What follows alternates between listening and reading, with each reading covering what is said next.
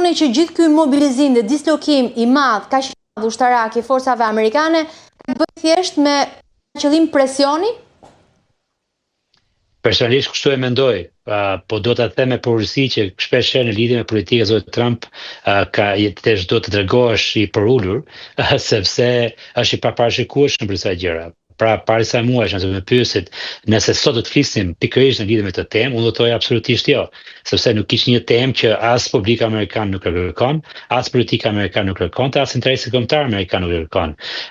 Por është diçka që vetë Trump ka dëshirë që ta bëjë, mendoj që është ndikuar këtu nga Marco Rubio, sekretari i shtetit amerikan, por edhe persona të tjerë të cilët kanë interesa të temën në Amerikën Jugore, por thash, nuk është një qëllim jetik, nuk është një interes jetik i Shtetit Bashkuar dhe të kesh në mes një konflikti të mundshëm me Rusinë, ndërkohë që ke anën nga tjetër je cënohesh edhe nga Kina, të përqendrohesh në Amerikën Latine, për mua është diçka interesante, për të më të paktën, është problematike për të më të shumtën.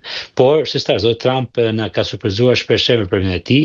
Unë personalisht nëse shikoja këtë temi me gjaktësi, do thoya që jo, absolutisht jo, nuk mund të kemi një konflikt, një luftë të nxehtë me Venezuelën, sepse nuk kemi të bëjmë me një interes kombëtar të Bashkuara, por që gjëra dhe më të çuditshme kanë ndodhur të kaluarën, kështu që nuk mund të parandalohet një mundësi e tillë. Venezuela ndërkohë njofton mobilizim masiv të gjitha forcave ushtarake. Mendoni se Maduro është i gatshëm të konfrontohet me SBA apo eventualisht do t'i dorëzohet presionit? Kjo është një pyetje që besoj nuk mund t'i gjejmë një përgjigje për momentin, sigurisht, sepse nëse do dini përgjigjen, atëherë do dinim se cili është zgjidhja e konfliktit. Maduro bënte që çdo person tjetër që rrezikon pushtetin e regjimit të tij do të bëjë.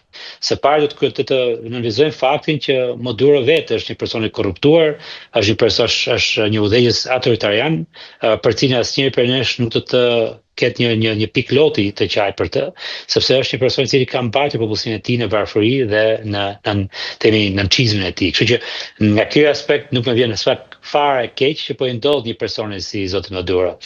Por, se çfarë ndodh pastaj si thash midis një përplasje të mundshme të Shtetit Bashkuar, akoma është e paparashikueshme.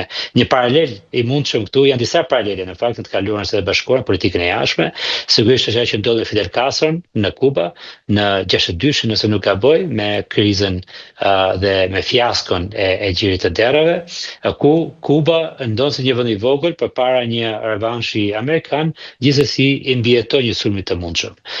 Kemi pasur raste të tjera ku rezultati nuk ka qenë i favorshëm për vende të tilla si për shembull si Kili apo Granada apo Panamaja, vende të tjera ku Shteti Bashkuar ka ndërhyrë me forcë ushtarake, por këta janë vende më të vogla dhe në përgjithësi Shteti Bashkuar kanë pasur sukses për një periudhë shumë të shkurtër.